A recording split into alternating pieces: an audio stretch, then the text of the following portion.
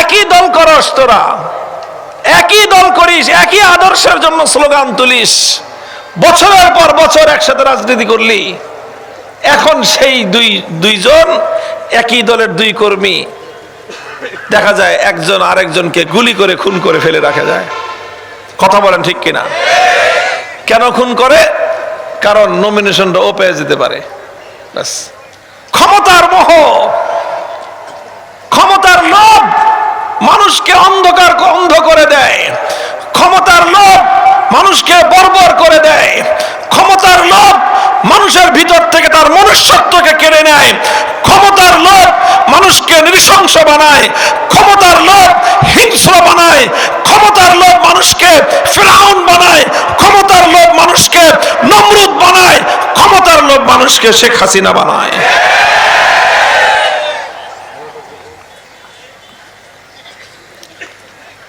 এটা হলো ক্ষমতার লোভ, যে মানুষ অন্ধ হয়ে যায়, চোখ থাকতে সে কিছুই দেখে না। ক্ষমতার মসনদ ছাড়া তার কাছে পৃথিবীর আর কোনো জিনিসের মূল্য নাই, কোনো জিনিসের দাম নাই। আল্লাহ পাক রব্বুল আলামিন আমাদের এই প্রজন্মের উপর মেহেরবানি করেছেন, রহম করেছেন, দয়া করেছেন, যে আল্লাহ এই ক্ষমতার লোভের পরিণাম কি হয় বাংলাদেশের মানুষকে আল্লাহ পাক চাক্ষুষ দেখায় দিলেন। এই পরিণাম হওয়ার কথা ছিল না। এই জাতির মানুষ তাদেরকে কম সম্মান করে নাই, কম ভক্তি করে নাই, কম মর্যাদা দেয় নাই। কিন্তু এই জাতির প্রতি তারা যেই রকম নৃশংসতা প্রদর্শন করেছে, যেই বর্বরতা প্রদর্শন করেছে, শুধুমাত্র ক্ষমতার অন্ধ মোহে এমন পাগল হয়ে গেছিল, 1 লক্ষ মানুষকে মারতে হলে মানুষকে মারো, ক্ষমতার মসনদ আমি ছাড়বো না। বলেন, মনোভাবটা এমন ছিল না? সব বাংলাদেশের প্রত্যেকটা মানুষ বলতো এই কথা, যে তার ক্ষমতার জন্য দরকার পড়লে 1 লাখ না 1 কোটি মানুষ মেরে ফেলবে, ক্ষমতা ছাড়বে না। কাজে উনি থাকতে আর বাংলাদেশের ক্ষমতার পরিবর্তন হওয়ার কোনো সম্ভাবনা নাই। এটা ছিল মানুষের বিশ্বাস। এমন আচরণ ছিল জাতির সাথে। আল্লাহর মেহেরবানি, আল্লাহ পাক রব্বুল আলামিন সেই জগদ্দল পাথরের মতো হিংস্র বর্বর হায়নাকে আল্লাহ আমাদের বুকের উপর থেকে অপসারণ করে দিয়েছেন। আল্লাহ যদি না করতেন আমাদের পক্ষে কোশ্চেন কাল এটা সম্ভব ছিল না। ভাই, খালি আরেকজনের বদনাম করে লাভ নাই। আমাদের মধ্যে কখনোই ওই অমানুষত্ব, আমাদের মধ্যে ক্ষমতার সেই হিংস্রতা, ক্ষমতার সেই লোভ যেন আমাদের কারো অন্তরের মধ্যে জায়গা করে না বসে। যদি আবার আমার মধ্যে সেই ক্ষমতার লোভ চলে আসে, আপনার মধ্যে যদি ক্ষমতার লোভ চলে আসে, মনে রেখেন পরিণাম একই হবে। এটা শত শত হাজার হাজার বছর ধরে আল্লাহ পাক রব্বুল আলামিনের যে মানুষের সাথে আচরণ, সেই আচরণের প্রেক্ষিতে ওলামায়ে কেরাম একটা কথা বলেন, যে কুফরির সাথে রাজত্ব চলে, জুলুমের সাথে রাজত্ব চলে না। বুঝেন না এই কথাটা? কোন বেঈমান যদি হয়, সে ঈমান হারায় ফেলছে, সে বেঈমান, সে কাফের, মুশরিক, কিন্তু সে মানুষের সঙ্গে ইনসাফ করে, মানুষের উপর জুলুম করে না। তো এই কাফের, মুশরিক, বেঈমানের রাজত্ব দীর্ঘস্থায়ী হয়। আল্লাহ পাক দুনিয়াতে তার কাছ থেকে প্রতিশোধ নেন না। তুই বেঈমান, ঠিক আছে, তোরটা আমি আল্লাহর সাথে হিসাব, আমারটা আমি পরে বুঝবো রে, তোরে দুনিয়াতে সুযোগ দিলাম, যা তুই ভোগ কর। আল্লাহ পাক রব্বুল আলামিন কাফেরকে ক্ষমতা দেন, জালেম আল্লাহ পাক বেঈমানকে ক্ষমতা দেন, মুশরিককে ক্ষমতা দেন, মুনাফিককে আল্লাহ ক্ষমতা দেন, সহজে আল্লাহ কেড়ে নেন না। কিন্তু কাউকে আল্লাহ ক্ষমতা দেওয়ার পর সে যদি জালেম হয়ে উঠে, সে যদি অত্যাচারী হয়ে উঠে, ইতিহাস বলে জুলুমের সাথে ক্ষমতা বেশি দীর্ঘস্থায়ী হয় না। এই জন্য কারো যদি দীর্ঘদিন ক্ষমতা চালাইতে মনে চায়, তাহলে খবরদার জুলুমের পথ বেছে নিয়েন না। জুলুমের পথ বেছে নিয়ে ছিদ্র পথ বন্ধ করবেন, যে আগের বেড়ায় কেমনে পতন হয়েছে আমি ওই সব রাস্তা বন্ধ করব। করেন, সব রাস্তা বন্ধ করেন। উনিও রাস্তা কম বন্ধ করে নাই। সব রাস্তা বন্ধ করেছিলেন তিনি, গোটা প্রশাসন সব তার কেনা গোলাম আর বান্দি দিয়ে ভরে ফেলেছিলেন। পরে নাই বলেন তো? খালি প্রশাসন, গোটা রাষ্ট্রযন্ত্রের প্রত্যেকটা প্রতিষ্ঠানে তার কেনা গোলাম এবং তার চাকরের মতো লোকজনকে দিয়ে গোটা রাষ্ট্র প্রশাসন সব ভরে ফেলেছিল। আর এরপরে তার এই পোষা গুন্ডা বাহিনী তো ছিলই, হেলমেট বাহিনী, হাতুড়ি বাহিনী, যা যা যত ধরনের বাহিনী তো ছিলই। কোন রাস্তা সে খোলা রাখে নাই, সমস্ত ছিদ্র পথ বন্ধ করে দিছিল।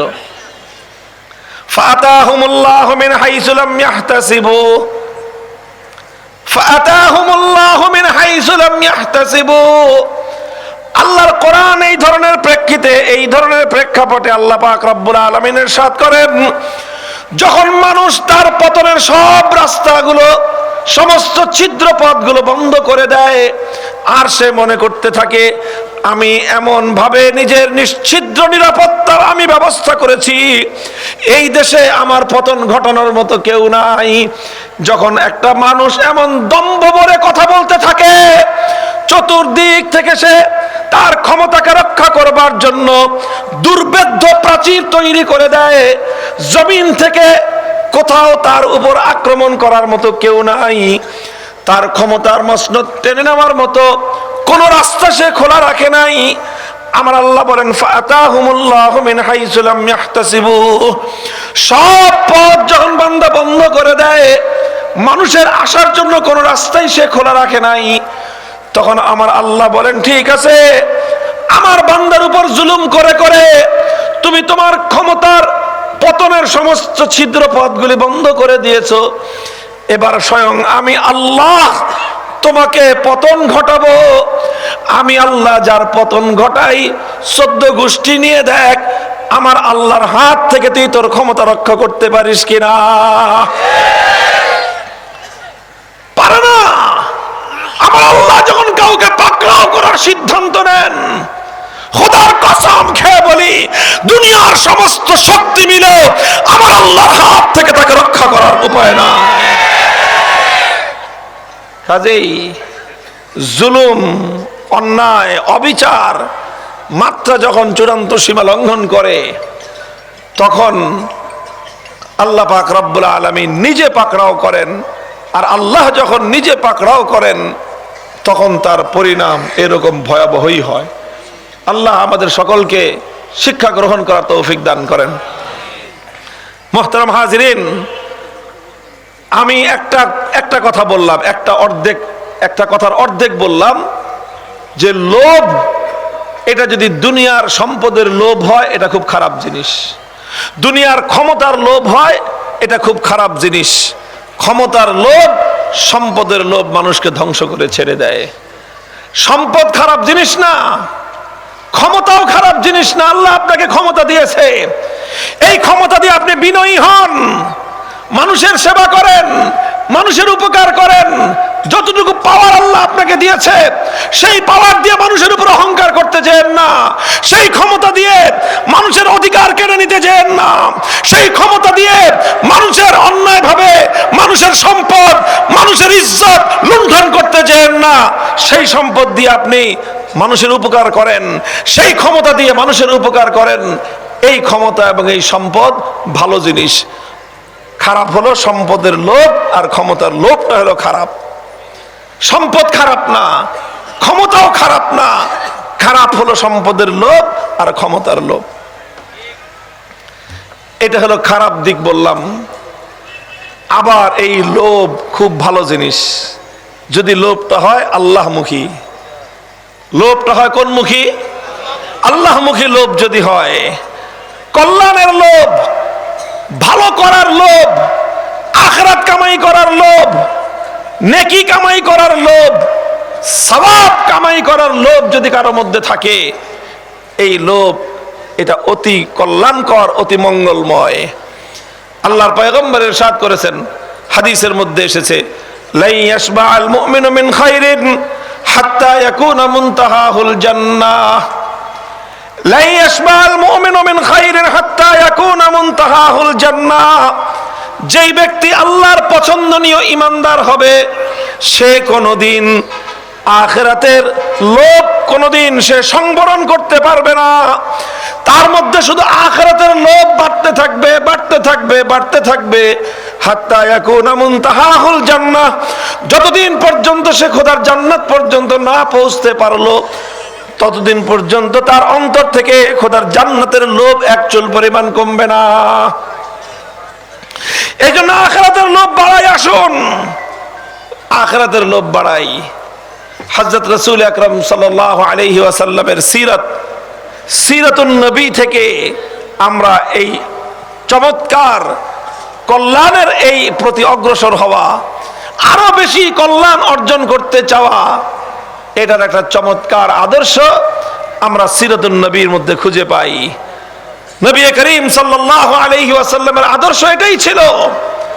কোন একটা স্তরে গিয়ে তিনি ক্ষান্ত হয়ে যান নাই, কোন একটা স্তরে গিয়ে তিনি মনে করেন নাই যে হ্যাঁ অনেক হয়েছে আর ভালোর দরকার নাই, এটা কোনোদিন আল্লাহর নবী মনে করেন নাই। বরং আরো বেশি ভালো কিভাবে করা যায়, আরো বেশি কল্যাণ কিভাবে করা যায়, আরো বেশি ইসলামকে বিজয়ী কিভাবে করা যায়, মানুষকে আরো বেশি কল্যাণ কিভাবে পৌঁছানো যায়, এটা আল্লাহর নবীর জিন্দগির প্রতি মুহূর্তে নবীজি শুধু কল্যাণের দিকে, মঙ্গলের দিকে দুর্বার গতিতে ছুটে চলেছেন, দুর্বার গতিতে ছুটে চলেছেন। যারা নবীর আদর্শ অনুসরণ করতে চাই, আমরা সিরাতুন নবীকে যারা আমরা ফলো করতে চাই, আমাদের দায়িত্ব এবং কর্তব্য হলো নবীর এই উত্তম আদর্শটাকে নিজের মধ্যে ধারণ করা। কি আদর্শ বললাম? যে কল্যাণের দিকে খালি অগ্রসর হয়ে যাওয়া, কোথাও গিয়ে থমকে না দাঁড়ানো, কোথাও গিয়ে এই কথা মনে না করা যে বাস যতটুকু হয়েছে আর দরকার নাই, না, আরো আগান, আরো আগান, আরো আগান। যতদিন পর্যন্ত জান্নাত পর্যন্ত গিয়ে পৌঁছতে না পারলাম ততদিন পর্যন্ত মুমিনের চলার গতিতে কোনো স্থিরতা নাই। মুমিন কোথাও গিয়ে থমকে দাঁড়াবে না, ইনশাআল্লাহ। রাজি আছেন? রাসূল আকরাম সাল্লাল্লাহু আলাইহি ওয়াসাল্লামের পবিত্র সিরাত থেকে আমি এর কয়েকটা দৃষ্টান্ত দেখাই। দেখেন, আমার নবী নবুয়ত লাভ করলেন, নবুয়ত পেয়ে গেলেন, আল্লাহর পক্ষ থেকে সর্বোচ্চ কল্যাণ তিনি পেলেন, কোরআন তিনি পেলেন, ওহী তিনি লাভ করলেন। ওহী, কোরআন, ইসলাম তিনি পেয়ে মনে করেন নাই যে বাস আমার তো সবকিছু পাওয়া শেষ, আর কিছু করার নাই, এমন মনে করেছেন? না, আল্লাহর নবী এই ওহীর দাওয়াত নিয়ে, ঈমানের দাওয়াত নিয়ে, তাওহীদের দাওয়াত নিয়ে আল্লাহর নবী মানুষের দুয়ারে দুয়ারে ছুটে গিয়েছেন। কথা বলেন ঠিক কিনা? তিনি ক্ষান্ত হন নাই, ক্লান্তিহীন ভাবে পথ চলেছেন, মক্কার মানুষের কাছে কাছে গিয়েছেন। পবিত্র মক্কায় এমন কোন মানুষ খুঁজে পাওয়া কঠিন হবে যেই মানুষের কাছে আল্লাহর নবী একবার, দুইবার, শতবার, হাজারবার ঈমানের দাওয়াত নিয়ে না গিয়েছেন। প্রত্যেকটা মানুষকে আল্লাহর নবী ঈমানের দাওয়াত দিয়েছেন। দিতে দিতে দিতে দিতে 13টা বছর তিনি মক্কার মধ্যে কাটালেন। কিছু মানুষ ঈমান গ্রহণ করলো, আর অধিকাংশ মানুষই তারা ঈমানকে প্রত্যাখ্যান করলো। এমন অবস্থা হলো মনে হয় খাতামাল্লাহু আলা কুলুবিহিম, যেন আল্লাহ পাক তাদের অন্তরের মধ্যে মোহর মেরে দিয়েছেন, তারা মনে হয় আর ঈমান কবুল করবে না। এমন একটা অবস্থায় নবীজি ক্লান্ত হয়ে বসে পড়েন নাই, ক্ষান্তি দেন নাই যে অনেক তো বলেছি আর কত বলবো, অনেক তো করেছি আর কত করব, যারা ঈমান কবুল করার করেছে আর কেউ করবে না, কাজে আমার আর দায়িত্ব শেষ। নবীজি এরকম মনে করেছেন না। আল্লাহর নবী চিন্তা করেছেন কি, ঠিক আছে মক্কার লোক ঈমান কবুল করে নাই, আমি অন্য এলাকায় গিয়ে দেখি তিনি তায়েফে গিয়েছেন, 1 মাস পর্যন্ত রাত দিন তায়েফবাসীর কাছে কাছে গিয়ে দ্বীনের দাওয়াত দিয়েছেন।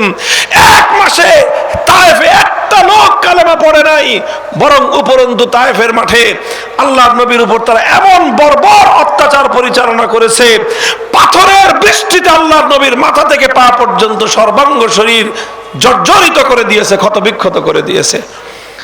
নবীজি তায়েফ থেকে এসে ক্ষান্ত হয়ে বসে পড়েছেন? না, বসে পড়েন নাই, রক্ত ঝরিয়েছেন, আহত হয়েছেন, ক্ষতবিক্ষত হয়েছেন, তবু আল্লাহর নবী চলার পথ থমকে দাঁড়ায় নাই। তিনি চিন্তা করেছেন মক্কায় হয় নাই, তায়েফে হয় নাই, নতুন কোন জনপদ দেখি। চলে আসলো হজের মৌসুম, মদিনা থেকে 6 জন মানুষ আসলো, নবীজির সঙ্গে সাক্ষাৎ। আল্লাহর নবী দেখলেন এরা নতুন জনপদ, নতুন শহরের লোক, নতুন দেশের লোক, এদের কাছে ইমানের দাওয়াত দিয়ে দেখি এরা কবুল করে কিনা। নবীজি মদিনার 6 জনের কাছে ঈমান পেশ করলেন, সঙ্গে সঙ্গে তারা কালেমা পড়ে মুসলমান হয়ে গেলেন। আল্লাহর নবী দেখলেন নতুন সম্ভাবনার দুয়ার খুলে গিয়েছে। নবীজি এবার সেদিকে মেহনত করা শুরু করলেন। পরের বছর আসলেন 12 জন কালেমা পড়ে মুসলমান হয়ে গেল। এর পরের বছর আসলেন 70 জন কালেমা পড়ে মুসলমান হলো। তারা নবীজিকে অফার করলো যে ইয়া রাসূলুল্লাহ, মদিনার মাটি আপনার এই দ্বীনের জন্য, আপনার এই আদর্শের জন্য উপযুক্ত। মক্কার মানুষ আপনাকে সমর্থন করে নাই, মক্কার মানুষ আপনাকে এই মহান আদর্শ বাস্তবায়নের জন্য অনুকূল পরিবেশ দেয় নাই। আপনি আসুন আমাদের মদিনায়, আমরা আপনাকে সঙ্গ দেব। আপনার এই মিশন, আপনার এই আদর্শ, আপনার এই দ্বীন বাস্তবায়নের জন্য আমরা আপনার সঙ্গে কাঁধে কাঁধ মিলিয়ে লড়াই করব, যুদ্ধ করব। নবীজি এটা চিন্তা করেন নাই যে কি দরকার আবার নিজের দেশ ছেড়ে যাওয়ার, কি দরকার ভিটে মাটি ছেড়ে যাওয়ার, কি দরকার পূর্বপুরুষদের জায়গা জমি ছেড়ে যাওয়ার। এটা মনে করেছেন? আল্লাহর নবী দেখলেন যে না, আমার তো বসে থাকার সময় নাই, আমাকে তো সামনে অগ্রসর হতে হবে। আল্লাহর এই দ্বীন শুধু মক্কায় সীমাবদ্ধ থাকলে চলবে না, এই দ্বীন সারা দুনিয়াতে কায়েম করতে হবে।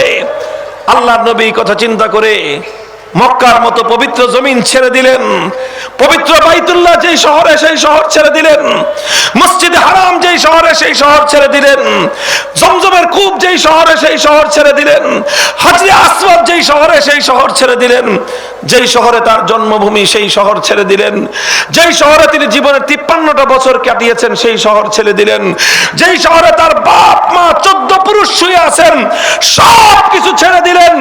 দেশ ছাড়লেন, কেশ ছাড়লেন, বাড়ি ছাড়লেন, ঘর ছাড়লেন, আপনজন ছাড়লেন, জ্ঞাতি ছাড়লেন, গোষ্ঠী ছাড়লেন, সব ছেড়ে শুধু আল্লাহর দ্বীন কায়েম হবে এই আশা নিয়ে আল্লাহর নবী সোনার মক্কা থেকে মদিনার দিকে ছুটে চললেন। হে আমার মুসলমান ভাইরা, আল্লাহর নবীর উম্মতেরা, মনে রেখো এটা আমার নবীর জীবনের সুমহান আদর্শ। যখন তোমার সামনে ইসলাম দাঁড়িয়ে যাবে, যখন তোমার সামনে আল্লাহর নবীর দ্বীন দাঁড়িয়ে যাবে, তখন যখন তোমার সামনে নবী করিম সাল্লাল্লাহু আলাইহি ওয়াসাল্লামের আনিত সুমহান আদর্শ দাঁড়িয়ে যাবে, দুনিয়ার সব ছেড়ে দাও। দ্বীনের মোকাবেলায় যেই দাঁড়িয়ে যাবে তাকে তুমি ত্যাগ করো। ইসলামের মোকাবেলায় তোমার দেশ দাঁড়িয়ে গেলে দেশ ছেড়ে দাও।